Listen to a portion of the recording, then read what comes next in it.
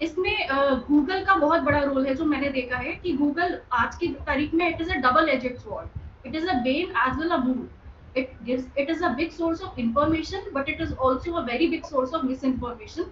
तो हमें एक्सपर्ट्स के पास जाके अपने मिस इन्फॉर्मेशन क्लियर रखने चाहिए। और अगर हम गूगल का इस्तेमाल भी कर रहे हैं तो हम उसमें स्टैंडर्ड वेबसाइट्स या स्टैंडर्ड सोर्सेज जैसे WHO इन पर जाएं और उसमें जो हमारे लिए इंफॉर्मेशन है वो यूज करें।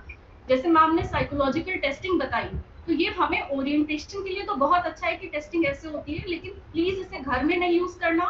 कई सारी ऐसी एप्स आती हैं जैसे कि रोशा और टैट टेस्टिंग है, तो स्टूडेंट्स खुद घर में डायग्नोस करते हैं कि अरे मुझे तो डिप्रेशन है, मुझे तो बहुत सीवियर डिप्रेशन है, मैंने ऐप में देखा या मैंने गूगल करके अपने को सेल्फ डायग्नोस किया। तो ये बहुत ज्यादा हार्मफुल है क्योंकि इससे मिसकंसेप्शंस बहुत होते हैं, मिसडायग्नोसिस बहुत होती हैं और लोगों को सही समय पर सही इलाज नहीं मिल पाता।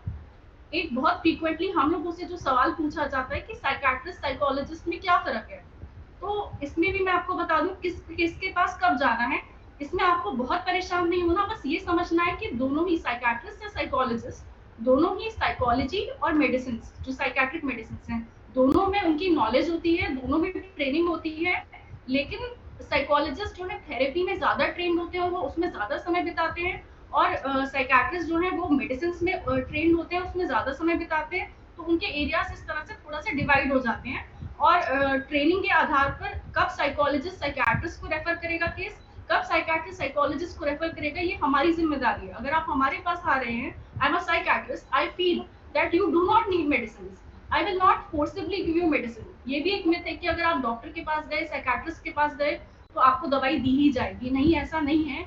ये हमारी जिम्मेदारी है आपको ट्रायज करना, आपको स्क्रीन करना, वेदर यू नीड मेडिसिन और नॉट, आपको एजुकेट करना। अगर आपको दवाई की जरूरत है तो हम आपको दवाई जरूर प्रेस्क्राइब करेंगे, एडवाइस करेंगे। फॉलो करना ना करना अगेन आपकी चॉइस है। लेकिन अगर आपको दवाई की जरूरत नहीं है, अगर आपको सिर्फ थेरेपी की जरूरत है, तो हमारी जिम्मेदारी बनती है कि हम आपको टाइमली एक साइकोलॉजिस्ट के पास रेफर करें, ट्रेन साइकोलॉजिस्ट, जो कि आपको थेरेपी के लिए टेकअप कर सके, जिसमें उनकी ट्रेनिंग है। जैसे हमारे पास रिलैक्सेशन टेक्निक्स में इतने ट्रेंड एक्सपर्ट्स हैं, माइंडफुलनेस में ट्रेंड एक्सपर्ट्स हैं, तो उनके पास आपको यूजुअली रेफर कर सकते हैं। तो हमें कब हेल्प सीख करनी चाहिए, जैसे एंजाइटी तो बहुत कॉमन टर्म हो गया, सैडनेस बहुत कॉमन है।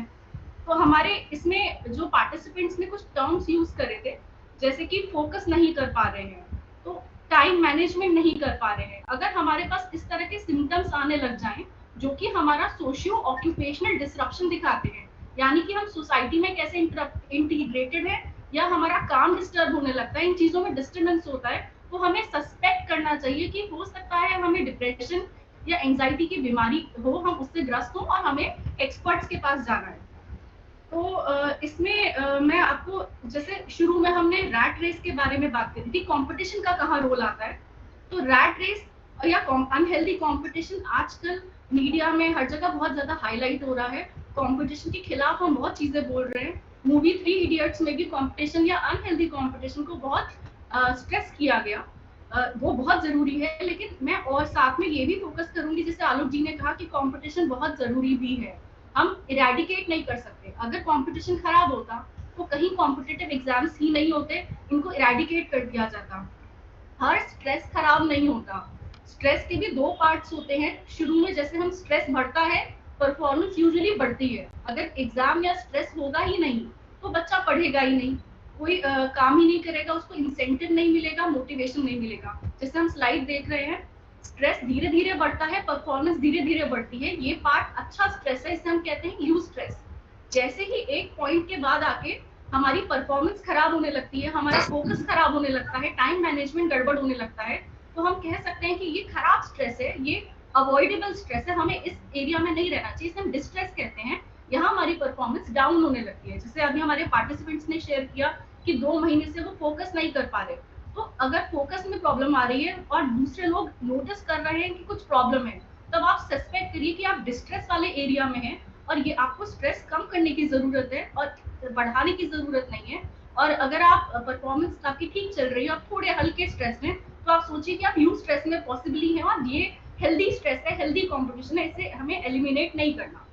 तो हमें क्या करना है, हमें कंपटीशन को चैनलाइज करना सीखना है, कॉम्पिटिटिव जो हमें स्टिमुलस मिल रहे हैं उनको यूटिलाइज करना सीखना है। और इसमें साइकोलॉजी भी कहती है कि कुछ एक एग्जाम्पल मैं छोटा सा आपके साथ बहुत जल्दी शेयर करूंगी कि एक स्टडी हुई थी, उसमें ये देखा गया था कि अगर बच्चा अकेले साइकिल कर रहा है तो उसकी एक सर्टेन स्पीड आती है। अगर उसके साथ में और बच्चों को छोड़ दिया जाता है जो उसके साथ साइकिलिंग कर रहे हैं, तो धीरे धीरे सबकी स्पीड बढ़ जाती है। तो देखा गया कि अरे ये तो कंपटीशन या जो पीयर ग्रुप है उससे तो परफॉर्मेंस बढ़ रही है। तो ये देखा गया कि अच्छा, पीयर ग्रुप से परफॉर्मेंस बढ़ती है, थोड़ा स्ट्रेस या कंपटीशन अच्छा है। लेकिन ये भी देखा गया कि कुछ एक्सेप्शंस हैं। तो एक्सेप्शंस यूजुअली कब देखे गए? अगर पार्टिसिपेंट्स में बहुत ज्यादा गैप हो, दोनों लोग आसपास ना हो, पार्टिसिपेंट 1 पार्टिसिपेंट 2 की परफॉर्मेंस में जमीन आसमान का फर्क हो, तो जो लोअर पार्टिसिपेंट है उसकी परफॉर्मेंस कॉम्पिटिटिव एनवायरनमेंट में डाउन होने लगती है। तो अगर आपका डिफरेंस बहुत ज्यादा है तो कंपटीशन खराब हो सकता है। ये डार्कर साइड है कंपटीशन की, और हमें इसे अवॉइड करना है। अगर हमारे रिलेटिव्स हैं या हम खुद कंपटीशन को फील करना चाहते हैं, उसको यूटिलाइज करना चाहते हैं, तो हम ये देखें कि अपने आसपास जैसे लोगों के साथ बैठें, उनके साथ कंपटीशन करें। इससे हमारा भी फायदा होगा, उनका भी होगा, और परफॉर्मेंस हम सबकी बढ़ेगी। अब मैं अपने टॉपिक पर आती हूँ, जैसे माइंडफुलनेस है, तो मैं इसमें let me give you a disclaimer. Excess of anything is bad, excess of competition is bad, excess of relaxation is also bad. There has to be a healthy balance in the two. और अब हम और हमारे पास experts हैं। आज हम जो है माइंडफुलनेस पर बात करेंगे। माइंडफुलनेस काफी फैशन में है टर्म, लेकिन हम यहाँ पर डीप में नहीं जाएंगे। हम माइंडफुलनेस समझने की या सीखने की कोशिश नहीं करेंगे। हम सिर्फ ये सीखेंगे कि हम क्यों माइंडफुलनेस सीखना चाह रहे हैं, और इसे हम बेसिकली ओरिएंट होके इसे यूटिलाइज करेंगे, अप्लाई करेंगे अपनी डे टू डे लाइफ में। So how is mindfulness based stress reduction done and when it is done? It is usually done when there are problems in focusing. अगर हम past और future के बारे में इतना सोच रहे हैं कि हम प्रेजेंट के बारे में नहीं सोच पा रहे, तो हम इस सिचुएशन में माइंडफुलनेस को यूटिलाइज करते हैं। माइंडफुलनेस इज कि आप अभी के बारे में, here and now, right now के बारे में फोकस करो, ना कि पास्ट, ना कि प्रेजेंट। तो अगर आप लोग रेजिन लेकर आए हैं, किशमिश लेकर आए हैं, तो let me start with that. मैं किशमिश लेती हूँ, अपने हाथ में रखती हूँ। आप भी मेरे साथ किशमिश का एक्सपेरिमेंट करिएगा। हाथ में लीजिए और एक बार सोचिए कि अगर हमें किशमिश खाना है, तो क्या हम पास्ट के बारे में सोच रहे हैं, क्या हम प्रेजेंट के बारे में सोच रहे हैं? ऐसा तो नहीं कि हम जल्दी से किशमिश खा रहे हैं, लेकिन हमारा दिमाग कहीं और है। हमारा दिमाग या तो पास्ट की कंपटीशन में है, या फ्यूचर में लोगों को क्या स्कोप मिल रहा है, लोग बाकी लोगों का कितना आगे पहुंच रहे हैं, उसमें तो कहीं ऐसा नहीं है हमारा दिमाग ज्यादा जा रहा है। कहीं ऐसा तो नहीं कि हम किशमिश से दिमाग हटा के पास्ट और फ्यूचर में ही लगे पड़े हैं, जिसकी वजह से हम किशमिश या रेजिन को ईटिंग, खाने का भी जो एक्ट है, उससे भी हम वंचित रह जाते हैं और हम उसको एंजॉय नहीं कर पाते।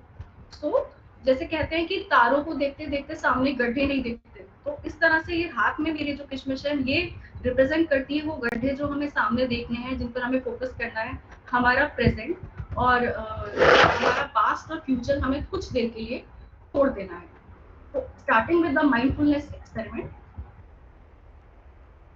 Close your eyes gently and try to do all away with all the thoughts except what we are discussing just now. Again, just notice how you are sitting, how your feet are making contact with the floor, if at all they are making contact with the floor. Feel the sensation and support given by the chair if you are sitting on the chair. If you are lying on the bed, feel the bed. Feel your weight, how it is being handled by the chair, how it is being supported by your chair. Is your chair cold? Is the contact cold or is it warm? Let us try to feel the sensations. Keeping your eyes closed. Relax your shoulders, relax your hips. Be comfortable, but be alert. See that your hands are rested comfortably, either on your lap or hanging by the side like a heavy curtain.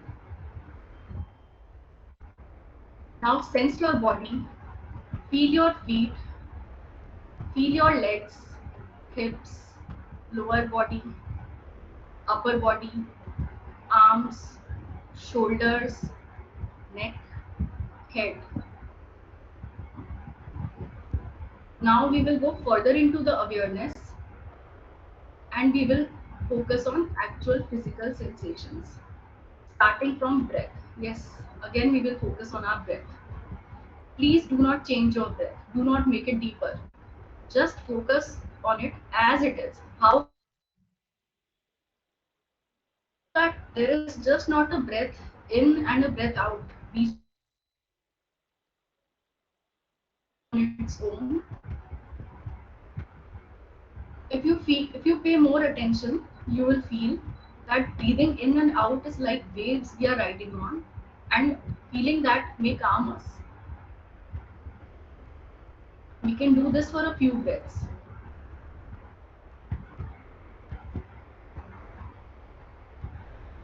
Now slowly open your eyes. Now we will start with the reason. Pay attention to the reason. Forget about everything else in the world and focus on this reason. We pick up the reason. We look at the reason. I want you to pretend for a moment that you've never seen a reason before. अब मैं आपसे कुछ ऐसा करने को कहूंगी कि थोड़ा अजीब लगेगा. You please pretend as if you are from another planet, say Mars, and you are wondering कि ये क्या है, ये मेरे हाथ में क्या है. आपको ये भी नहीं पता कि ये edible है या नहीं है. So you are looking at it with curiosity. See how the light hits it. See the areas catching the light. See the areas which are darker. थोड़ा इस पर ridges और grooves भी दिखेंगे. इस पे स्टेम जहाँ चिपका होता है वहाँ अम्बिलिकल कॉर्ड की तरह एक निशान होता है, हमें वो भी दिखाई देगा. इसमें अगर हम इसे फिंगर्स के बीच में रोल करें, डिफरेंट एंगल्स के साथ देखें, तो हम देखेंगे कि ये अलग अलग एंगल से डिफरेंट लगता है. From the side it is different, it looks different, from the end it looks different. If we look at the colour, हम सोचेंगे, हमें लगता है, शायद सोचते होंगे कि रेजन्स तो ब्लैक होते हैं, बट अगर हम ध्यान से देखें तो हमें we'll notice that a single raisin has a variety of colors. कहीं उसमें गोल्डन टचेस हैं, कहीं ब्राउन है, कहीं ब्लैकिश टचेस हैं, कहीं रेडिश टचेस हैं. A little raisin has so much to explore. Now we'll go on touch. अभी हम seeing पर फोकस कर रहे थे, अब हम टच पे फोकस करेंगे. हमारी फिंगर्स के बीच में there is a certain way it will feel, the raisin will feel between our fingers. जो ridges और grooves हैं, they will give us a feeling of roughness between our fingers. अगर हम रोल करेंगे तो क्या ये ड्राई लग रहा है या थोड़ा प्लाइबल लग रहा है कि अगर हमने इसे प्रेस किया तो ये स्क्वैश हो गया. अब हम स्मेल करने की कोशिश करेंगे. Is it smelling, is it giving a Frooti smell, या उसमें से मोस्ट लाइकली कोई स्मेल नहीं आ रही होगी. Now I am going to ask you to do something a little strange. See if you can hear your raisin. Most likely आपको उसमें कुछ सुनाई नहीं देगा. इवन इफ यू squeeze it a little bit, आपको प्रेशर से भी पॉपिंग साउंड्स रेयरली सुनाई देंगी, ज्यादा कुछ सुनाई दे नहीं रहा होगा. थोड़ा हार्ड हम सुने, नहीं, कुछ नहीं सुनाई दे रहा. Now taking the raisin, bring it near your mouth, but pause, do not eat it, do not chew it. The tendency is to put it in our mouth, chew it and swallow it. But हम इसे थोड़ा slow करेंगे, हमें ऐसे नहीं करना.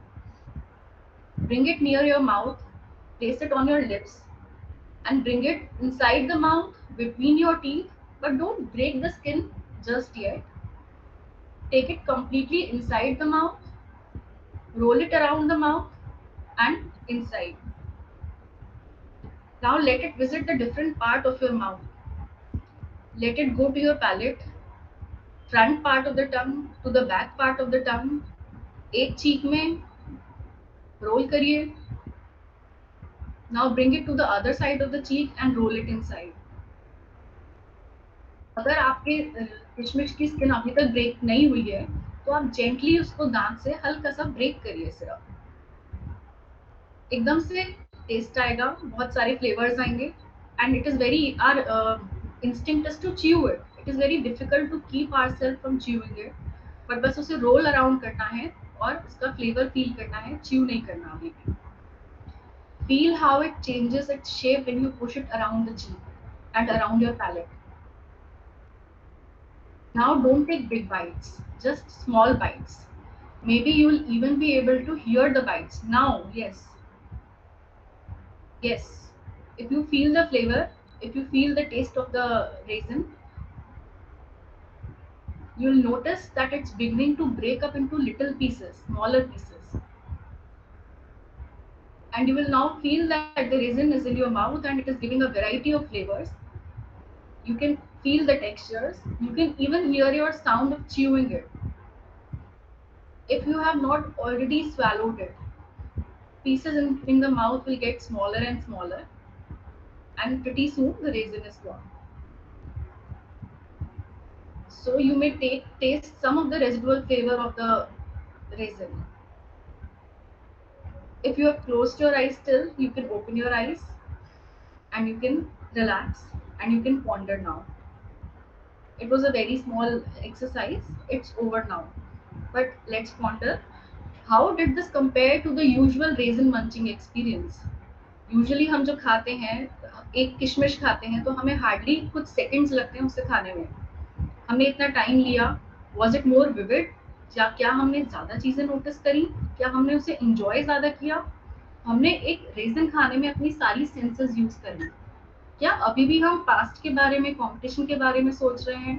क्या अभी भी हम फ्यूचर के बारे में सोच रहे हैं, दूसरों के बारे में सोच रहे हैं, या हम रेज़न के बारे में सोच रहे हैं? What did this simple exercise teach us about being mindful? What that is being aware in the present moment, and how can that impact in the daily life? How can we utilize this exercise of eating raisin into daily life?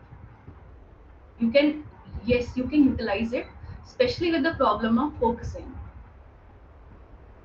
If there is problem of time management, especially and focus, आप इसे daily life में use कर सकते हैं.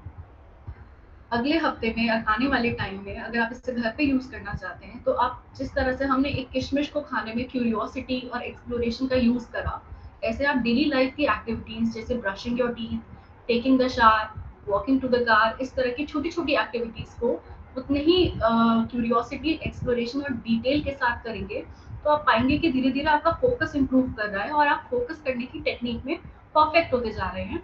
और आपके पास जो given time है उसमें आप पास्ट फ्यूचर में अटक के नहीं, प्रेजेंट में जो आपके सामने है, हियर एंड नाउ में फोकस करके चीजें बेटर कर पा रहे हैं.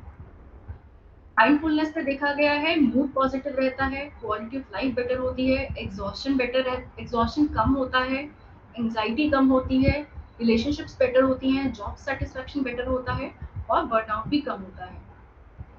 तो here I come to the end of my presentation. हमारे पास टाइम बहुत कम है, तो I over to Alok ji here.